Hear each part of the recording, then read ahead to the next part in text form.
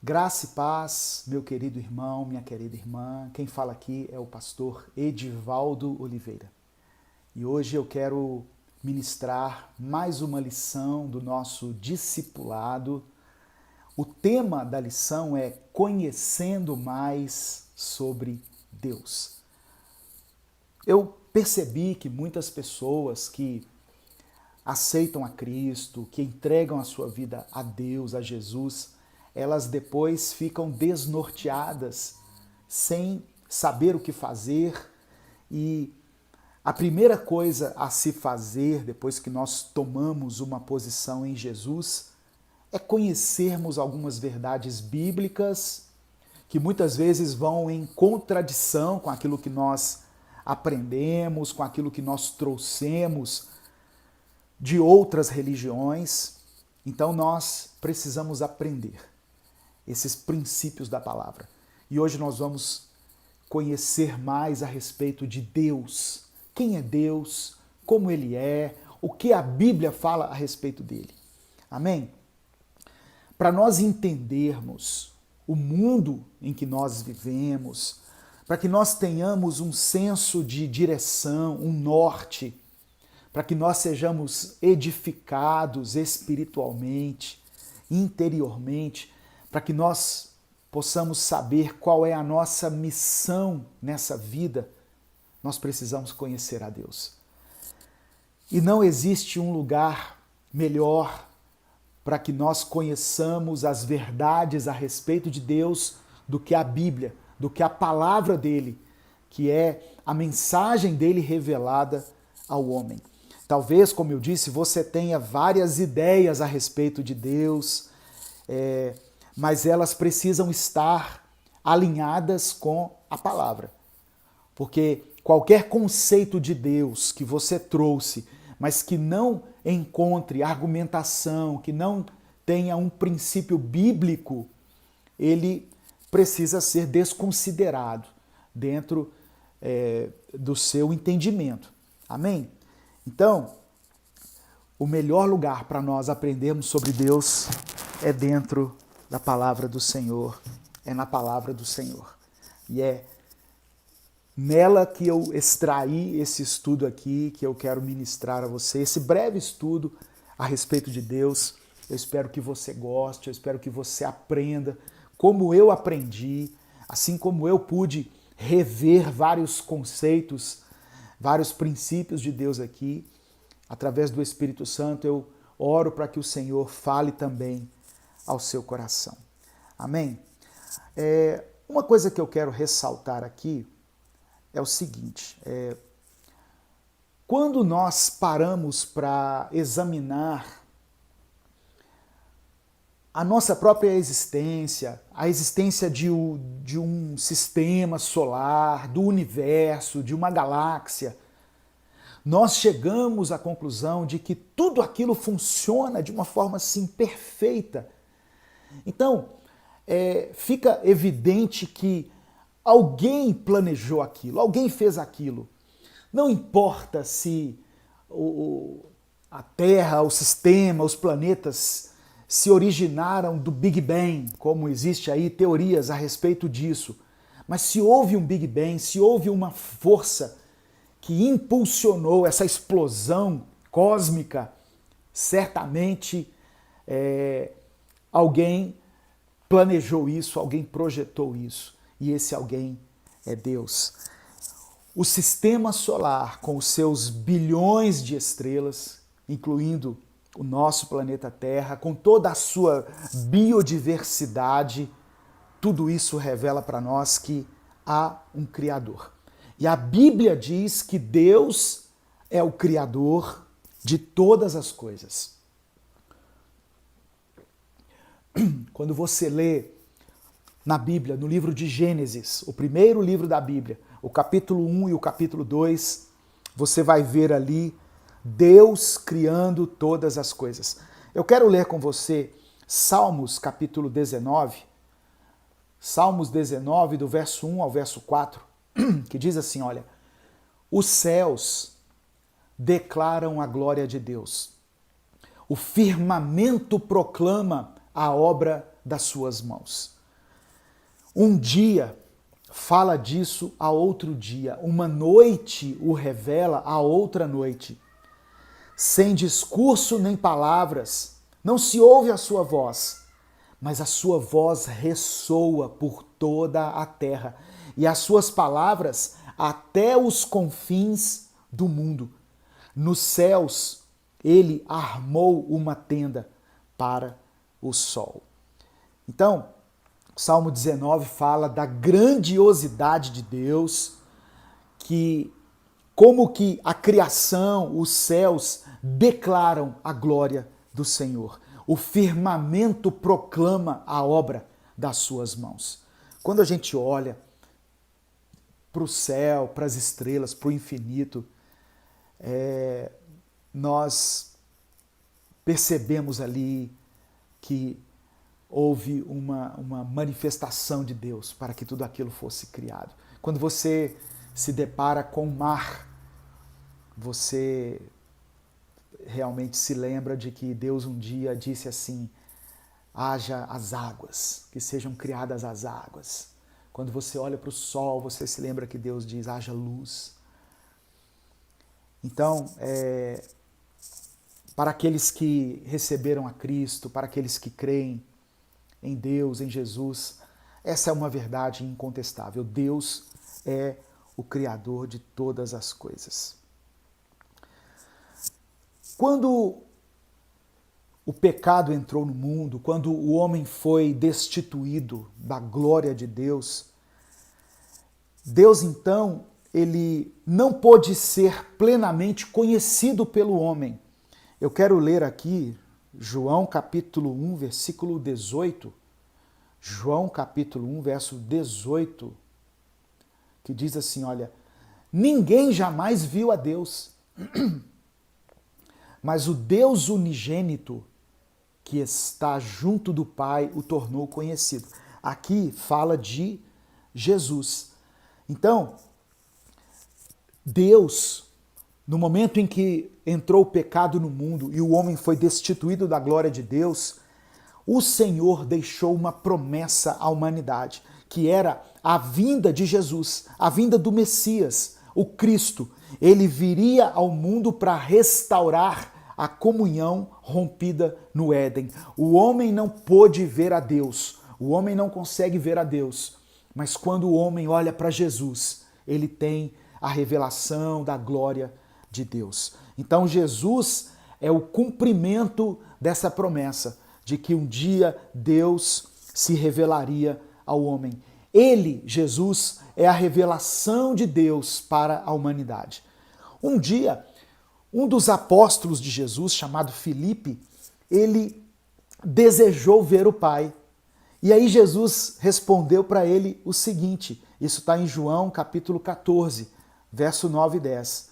Jesus disse assim, olha, Filipe, eu estou há tanto tempo com vocês e vocês não me reconhecem ainda. Quem me vê a mim, vê o Pai. Olha o que Jesus está falando. Quem olha para mim e me vê, vê o Pai. As palavras que eu digo para vocês, eu não estou dizendo de mim mesmo, mas o Pai que está em mim é quem faz as obras.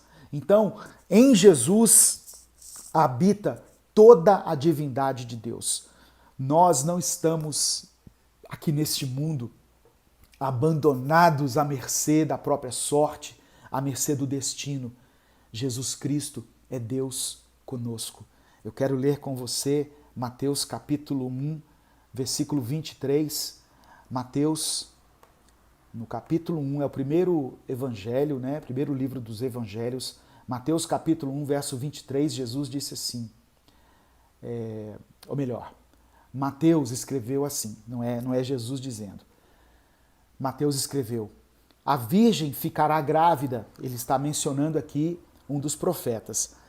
A virgem ficará grávida e dará à luz um filho, e lhe chamarão Emanuel, que significa Deus conosco. Um dos nomes de Jesus Cristo é Emanuel, que traduzido é Deus conosco. Em João capítulo 3, verso 16, nós lemos que Deus amou o mundo de tal maneira que deu o seu único filho, para que todo aquele que nele crê não pereça, mas tenha a vida eterna. Então, se Deus nos amou quando nós ainda éramos inimigos dele, imagine agora que nós fomos reconciliados com ele através de Jesus Cristo. Só a graça de Deus pode explicar para nós esse grande privilégio. E eu quero ler também Efésios, capítulo 2, versos 4 e 5, que diz assim, isso aqui é só uma introdução para nós falarmos a respeito de quem é Deus, conhecendo mais a respeito de Deus. Efésios capítulo 2, versículos 4 e 5 diz assim, mas Deus, que é riquíssimo em misericórdia, pelo seu muito amor com que nos amou, estando nós ainda mortos em nossas ofensas, nos vivificou juntamente com Cristo. Pela graça sois salvos. E eu quero ler também Romanos capítulo 5, versículos 6 e 8. Romanos capítulo 5, versos 6 ao verso 8, não 6 e 8, mas do 6 ao 8 diz assim, porque Cristo, estando nós ainda fracos, morreu a seu tempo pelos ímpios, porque apenas alguém morrerá por um justo, pois poderá ser que pelo bom alguém ouse morrer. Mas Deus prova o seu amor para conosco, em que Cristo morreu por nós, sendo nós ainda pecadores. E quando nós recebemos a Cristo, nós fomos adotados na família de Deus. Deus tem uma família de muitos filhos. Ele, o Senhor, se tornou nosso Pai e agora nós desfrutamos desse grande privilégio de sermos filhos dele. E o apóstolo Paulo falou disso na carta aos Romanos, no capítulo 8, do verso 15 ao verso 17. Olha o que Paulo diz. Porque não recebestes o espírito de escravidão, para outra vez estardes em temor, mas recebestes o espírito de adoção de filhos, pelo qual clamamos, Abba, Pai. O mesmo Espírito testifica com o nosso espírito que somos filhos de Deus. E se nós somos filhos, somos logo herdeiros também, herdeiros de Deus e co-herdeiros de Cristo.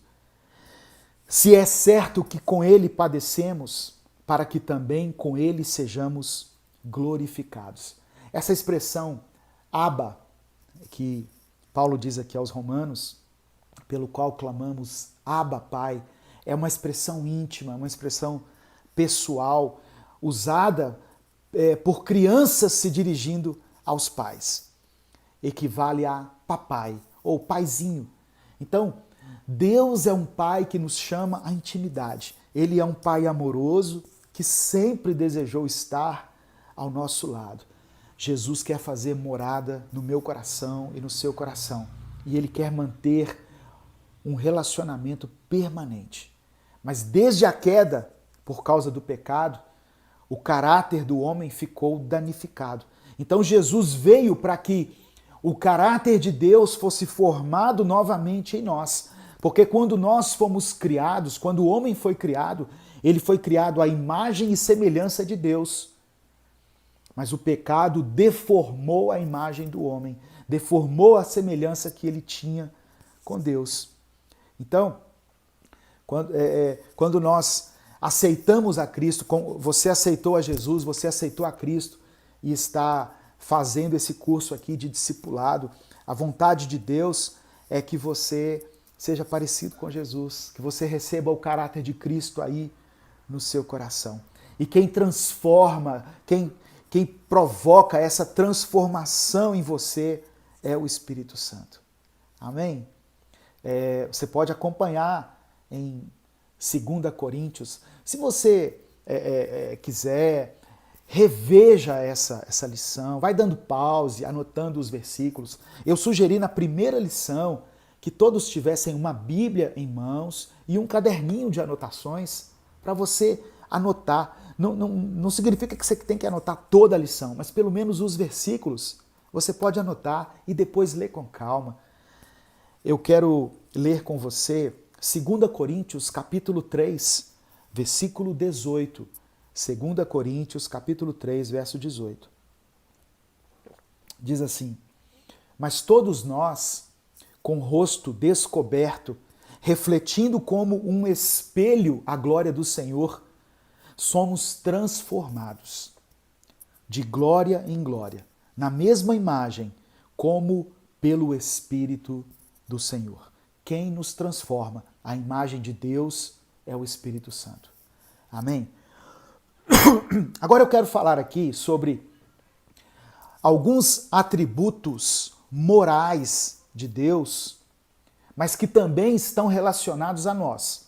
Ou seja, eu vou falar de coisas que estão relacionadas a Deus, mas que é a vontade dele que essas características façam parte da nossa vida. Tem coisas que são de Deus que nós não vamos poder ter. Eu vou falar daqui a pouquinho. Mas tem alguns atributos morais de Deus que ele deseja, que é vontade dele, que façam parte do nosso caráter, da nossa vida. Então, o primeiro atributo moral de Deus que eu quero mencionar aqui é a retidão. O que significa isso? É impossível Deus errar. Um dos atributos do Senhor é a retidão. É impossível que ele erre. Eu quero ler aqui Salmos capítulo 89, verso 14. Verso 14 e 15, que diz assim: justiça e juízo são a base do teu trono. Misericórdia e verdade irão adiante do teu rosto. Bem-aventurado o povo que conhece o som alegre. Andará, ó Senhor, na luz da tua face. Então aqui o salmista está atribuindo a Deus justiça, juízo, misericórdia e verdade. E dizendo que aqueles que conhecem a Deus andarão à luz da face dele. Então, primeiro atributo moral de Deus, retidão. Segundo atributo moral do Senhor, santidade. Deus é um Deus santo. 1 Pedro, capítulo 1, versículo 15. Deixa eu abrir aqui. 1 Pedro, capítulo 1, versículo 15. Você pode abrir aí também, ou você pode anotar. Diz assim, olha: mas como é santo aquele que vos chamou, sede vós também santos em toda a vossa maneira de viver. Tá vendo? O que o apóstolo Pedro está dizendo? Deus é santo e ele quer que nós também sejamos santos. Sejam santos vocês também. Então, Deus é santo, ele é moralmente perfeito. O que é santidade, pastor? O que significa esse negócio de ser santo? É aquele santo que a gente pendura na parede, que a gente se ajoelha diante dele? Não. Santidade significa ser separado do pecado e consagrado a Deus. Então, a vontade de Deus é que nós sejamos santos, separados do pecado, afastados do pecado. O pecado não deve mais fazer parte da sua vida se você um dia recebeu a Cristo. Se você pecar, que seja por um acidente, por um descuido. Não tem que ser aquele pecado planejado e premeditado. O pecado ainda vai tentar nos tragar, ainda vai tentar nos derrubar. Sim, enquanto estivermos em um corpo mortal, o pecado vai tentar nos derrubar. Mas a vontade de Deus é que nós sejamos santos. Amém? E você tem que se esforçar para isso. Outro atributo de Deus aqui, que também deve fazer parte da nossa vida, é a justiça. O que é justiça? É quando a santidade de Deus é colocada em ação. Deus é um Deus imparcial. Ele é um Deus justo. Ele não pende para um lado ou para o outro. Ele é um Deus imparcial. Salmos capítulo 98. Salmos 98, no versículo 9. Olha o que está escrito. Cantem diante do Senhor porque ele vem julgar a terra, julgará o mundo com justiça e os povos com retidão. Um versículo que poderia ter sido usado no atributo anterior também, porque fala de retidão, mas aqui eu quero ressaltar que Deus julga com justiça. Deus é amor, mas Deus também é justiça. Desculpa, eu estou raspando a garganta aqui, mas eu quero ir até o final dessa ministração. Outro atributo de Deus, outro atributo que faz parte do caráter de Deus e que também deve ser apropriado por nós, deve ser buscado, almejado por nós, é a fidelidade. Deus é um Deus fiel e, portanto, Ele é digno da nossa confiança. Deus não falha. Nós podemos descansar nas suas promessas. Tem vários textos, né, que falam a respeito disso, mas eu quero falar de um aqui que está em Hebreus capítulo 6, versículo 18. Hebreus capítulo 6, verso 18. Olha o que diz. Para que por meio de duas coisas imutáveis, nas quais é impossível que Deus minta, sejamos firmemente encorajados. Nós que nos refugiamos nele para tomar posse da esperança a nós proposta. Então, eu estou lendo aqui a Nova Versão Internacional. Deixa eu mudar aqui a versão para Almeida Corrigida e Fiel, Hebreus 6,18. Diz assim, olha, para que por duas coisas imutáveis, nas quais é impossível que Deus minta, tenhamos a firme consolação. Nós, os que pomos o nosso refúgio em reter a esperança proposta. Deus é um Deus fiel, Ele não mente. Ele é digno de confiança. Amém? E nós podemos descansar nas promessas dele. Um outro atributo de Deus é a misericórdia. Deus, quando nos olha, Ele olha para a humanidade pecadora e vem aquele senso de justiça, mas também aquele olhar de misericórdia. Efésios capítulo 2, do verso 4 ao verso 6. Nossa, pastor, mas é muito versículo. Nós estamos estudando a respeito de Deus. Eu não posso pegar simplesmente um único versículo e falar assim, Deus é isso. Não, Deus é várias coisas. O caráter de Deus tem vários aspectos. E aqui, em Efésios capítulo 2, do verso 4 ao verso 6, olha o que diz. Mas Deus, que é riquíssimo em misericórdia, pelo seu muito amor com que nos amou, estando nós ainda mortos em nossas ofensas, nos vivificou juntamente com Cristo, pela graça sois salvos, e nos ressuscitou juntamente com Ele, e nos fez assentar nos lugares celestiais em Cristo Jesus. Deus é rico em misericórdia. Ele só espera que nós nos arrependamos dos nossos pecados para que Ele manifeste a sua graça e a sua misericórdia na nossa vida. Outro atributo de Deus aqui, que não poderia faltar nesse estudo, Deus é amor. Olha que coisa tremenda. Não é aquele amor ligado aos romances, às canções românticas, às canções do Roberto Carlos ou de nenhum outro cantor romântico que você conheça. Deus é amor, um amor incondicional, um amor sacrificial. Aí tem vários versículos. Deixa eu pegar um aqui, que é 1 João capítulo 3, verso 16. Não é João 3,16, é 1 João capítulo 3, verso 16. Olha só, que tremenda essa passagem. Diz assim, conhecemos o amor nisto, que Ele deu a sua vida por nós, e nós devemos dar a vida pelos irmãos. Então aqui, quando fala que Deus é amor, não é um amor qualquer. É um amor que está disposto a pagar um preço. É um amor sacrificial. Ele deu a vida por nós. E nós também devemos dar a vida pelos nossos irmãos. É o que está dizendo a palavra. Outro atributo de Deus, que também deve fazer parte da nossa vida, é a verdade. Deus é a verdade absoluta. É impossível que Deus minta. Deixa eu ler aqui no livro de Tito, capítulo 1, versículo 2. Tito, capítulo 1, versículo 2.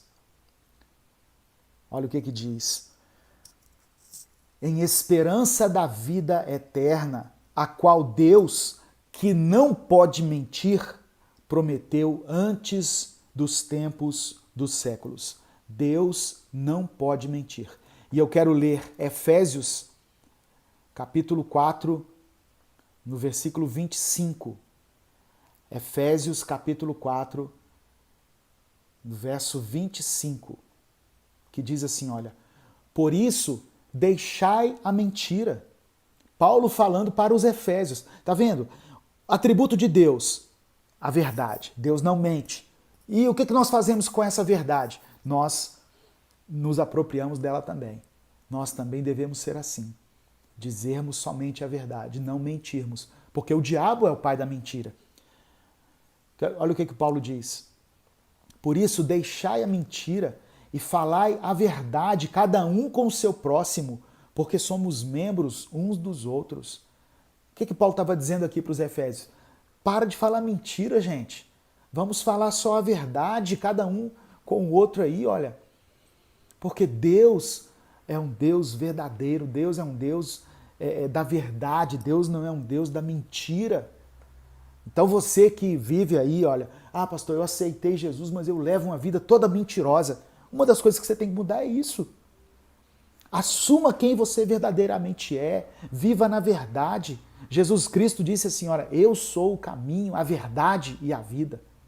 Então assuma a verdade na sua vida. Pare de se esconder atrás de máscaras, atrás de fachada. Pare de tentar se esconder de Deus, das pessoas. Assuma a verdade. Amém? E a verdade vai mostrar que nós somos pecadores, que nós somos limitados, somos frágeis e precisamos do Senhor. E o último atributo de Deus, que deve fazer parte também da nossa vida, que eu quero mencionar aqui, é a bondade. Deus é um Deus de bondade. Olha o que está escrito aqui. Salmo 103, versículo 10. Salmos 103, no verso 10. Deixa eu abrir aqui. Não nos tratou segundo os nossos pecados, nem nos recompensou segundo as nossas iniquidades. Olha só, porque Deus não é um Deus mau, Deus é um Deus de bondade. Ele não nos tratou segundo os nossos pecados. Deus poderia simplesmente olhar para a humanidade e falar, eu vou dizimar com essa humanidade, mas não. Ele é um Deus bom. E o que ele fez? Eu vou mandar o meu filho Jesus. Aquele que crê em Jesus, ele vai ser salvo. Ele não vai estar, ele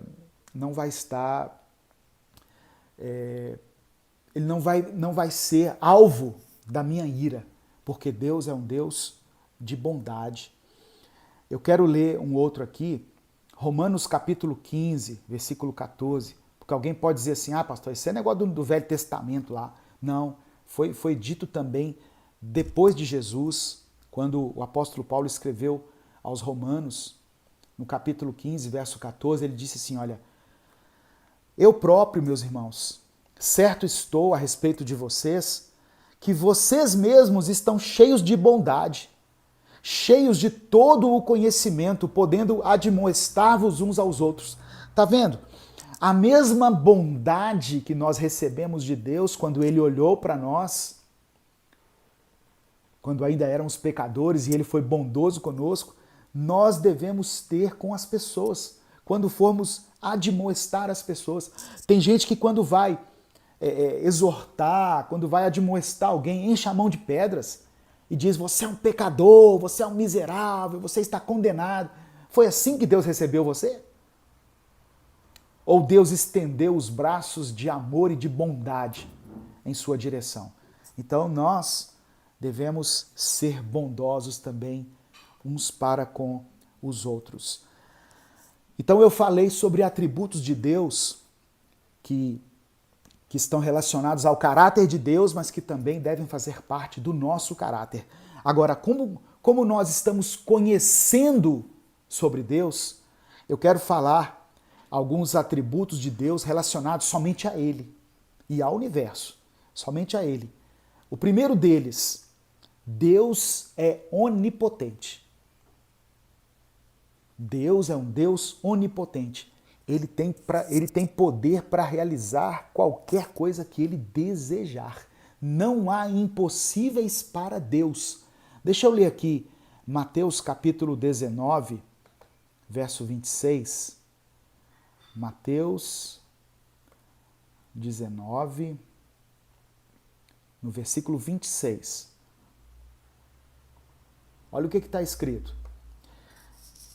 E Jesus, olhando para eles, disse-lhes: aos homens é isso impossível, mas a Deus tudo é possível. Qualquer coisa é possível para Deus. Então tem situações que você olha e diz assim: não, acabou. Não tem jeito mais de retornar isso. Só um milagre de Deus. Exatamente.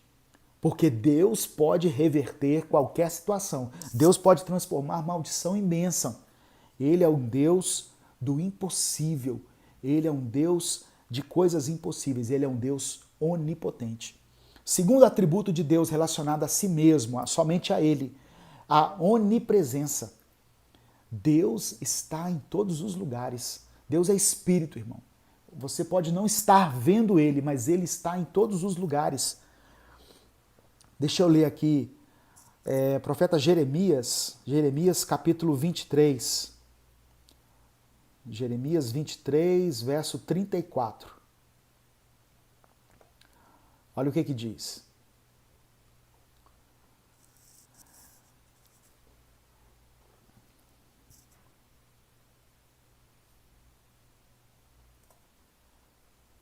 Desculpa, verso 24, não o 34. Jeremias 23, verso 24. Deixa eu mudar a versão aqui. Voltar para NVI, que é uma versão mais popular, vamos dizer assim, que traz uma linguagem mais popular, mais fácil de entender. Jeremias 23, 24 diz assim: poderá alguém esconder-se sem que eu o veja? Pergunta o Senhor. Não sou eu aquele que enche os céus e a terra? Pergunta o Senhor. O que Deus está falando aqui? Alguém pode se esconder de mim? Por acaso eu não estou em todos os lugares do céu e da terra? Então Deus é onipresente. Quando nós começamos a orar, Deus se faz presente. Deus está ali conosco. Amém? Deus não nos deixa sozinhos, não nos deixa desamparados. Ele está conosco em todos os lugares, em todas as situações. Ele é um Deus onipresente. Outro atributo de Deus relacionado a Ele é a onisciência. O que significa isso, pastor? Que Deus sabe todas as coisas. Antes mesmo que aquilo aconteça, Deus já sabe que vai acontecer. Deixa eu ler aqui com você Salmos 139, do verso 1 ao verso 4. Salmos 139, do verso 1 ao verso 4. Esse salmo é uma oração tremenda, né, que já virou até canção. Diz assim, olha: Senhor, Tu me sondas e me conheces. Sabes quando me sento e quando me levanto. De longe percebe os meus pensamentos. Olha só, de longe, você pensou aqui, Deus de longe já sabe o que você pensou. Aquilo que você pensou agora aí, Deus sabe. Ele é um Deus onisciente. Sabes muito bem quando trabalho e quando descanso. Todos os meus caminhos te são bem conhecidos. Antes mesmo que a palavra me chegue à língua, tu já a conheces inteiramente, Senhor. Irmãos, o salmista está dizendo aqui o seguinte: quando eu vou orar, antes que eu comece a falar, o Senhor já sabe o que eu vou falar. O Senhor já conhece o meu pensamento. Por isso que quando a gente fala sobre oração, a gente diz que a gente pode orar de boca fechada, em qualquer lugar, porque Deus é um Deus onisciente. Ele sabe todas as coisas, Ele conhece tudo. Antes que nós expressemos com nossas palavras aquilo que estamos sentindo, aquilo de que estamos necessitados, Deus já conhece. E o último atributo de Deus que eu quero mencionar aqui para finalizar esse estudo, né, é a soberania. Deus governa sobre todos. Às vezes a gente fica pensando assim, porque o presidente de tal país, o presidente daquele lugar, o rei de tal nação. Amém. Foram pessoas que Deus permitiu que fossem constituídas como figuras de autoridade. Mas acima de todas elas está Deus. Ele é quem governa. Ele é o dono de tudo. Deixa eu ler aqui para você 1 Crônicas, capítulo 29, versículos 11 e 12. 1 Crônicas, capítulo 29, versos 11 e 12. Olha o que Davi disse. Teus, ó Senhor, são a grandeza, o poder, a glória, a majestade e o esplendor. Pois tudo o que há nos céus e na terra é teu. Teu, ó Senhor, é o reino. Tu estás acima de tudo. E o verso 12. A riqueza e a honra vêm de ti. Tem gente que fica rico e fala assim, eu consegui ficar rico. Não. A riqueza e a honra vêm de Deus. É o que o salmista Davi está dizendo aqui, é o que está na Bíblia. Tu dominas sobre todas as coisas. Nas tuas mãos estão a força e o poder para exaltar e para dar força a todos. Nas mãos de Deus, das mãos de Deus, é que vem a força e o poder para exaltar e para nos fortalecer. Amém? Eu espero que você tenha aprendido mais sobre Deus aqui nesse estudo, nesse breve estudo. Se você quiser, antes desse estudo nós publicamos outros 2 e você pode conhecer. Eu vou deixar o link aqui na descrição desse vídeo. É uma playlist, né, exclusiva do nosso canal que está voltada somente para esse tempo de discipulado.